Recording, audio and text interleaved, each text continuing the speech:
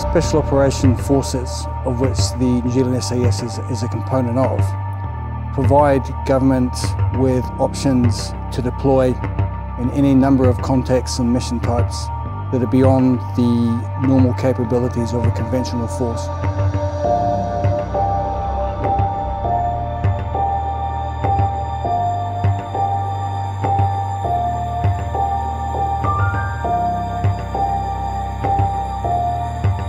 The guys and girls that serve, they all volunteer, so it tells me that they actually want to be here to do well, to represent their country, to serve.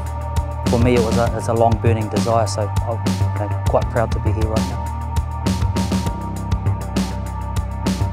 The SAS is not just New Zealand Army. There's members from the Navy and Air Force, as well as a direct entry pathway too, so civilians that have the desire to serve have the opportunity to do that.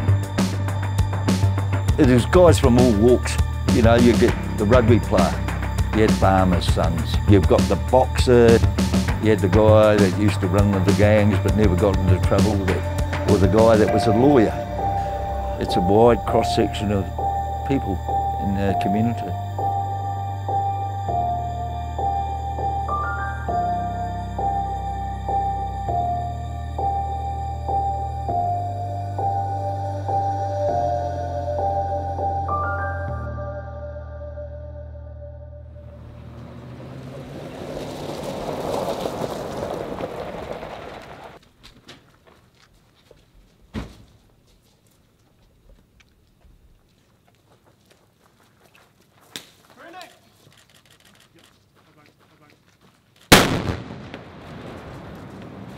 Without getting into specifics about operations, it would be fair to say that we have a 70-odd year history. Those lessons that we've learned over time have never been forgotten. They provide us with the baseline, the building blocks for us to continue to improve on. Pretty much all of the training is based on real operational experiences, some of which have been learnt the hard way. Things aren't done for no reason, they're done for a reason because something happened. The training level that they put us through is more designed to allow us to think when the pressure is on, and then to come up with an option to obviously move through that situation. When you look at accidents within sort of the training regime, I think you need to understand and appreciate just what they do. Now, what we're talking about here is big boys rules. As a former All Black captain once said, we're not here playing tiddlywinks. So in order to reach that standard, SAS and the Special Operations Forces apply training techniques which have an element of risk about them. So we're talking about operating with live rounds, parachuting, swimming, rock climbing buildings, jumping out of aircraft.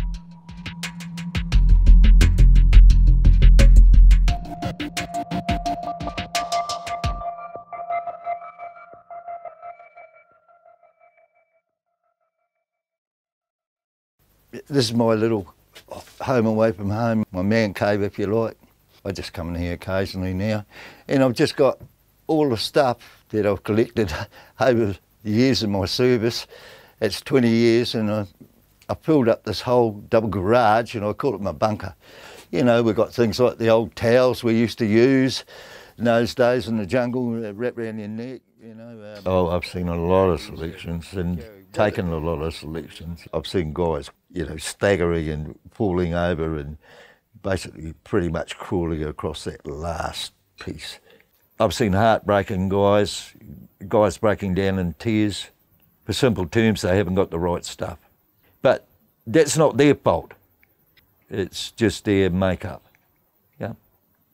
Some people have it, some people don't. Total focus. If you haven't got that, you're not there. Yeah. One of the richest set of conversations that we ask at the beginning of an SAS selection cycle is, why do you want to be here? What is your motivation to be here? One of the most commonly reported motivation to join a unit is something along the lines of being useful or being able to contribute. They perceive that the unit will be something that can help challenge them in a meaningful way. It will be an environment where they can fulfill the desire to contribute to others, to New Zealand, to the world, as well as a place where they can develop their capabilities. The mental attitude comes through our ethos and values. There's reminders every day of how we pursue excellence around our organisation, that you don't have to be aptly trained technically, but the vision of pursuing excellence is pretty much how we drive the level of our training.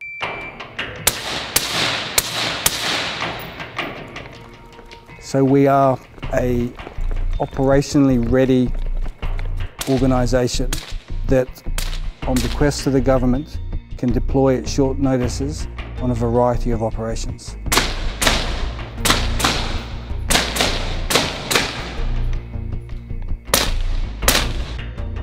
Do we know everything that the SAS does or has done in the past?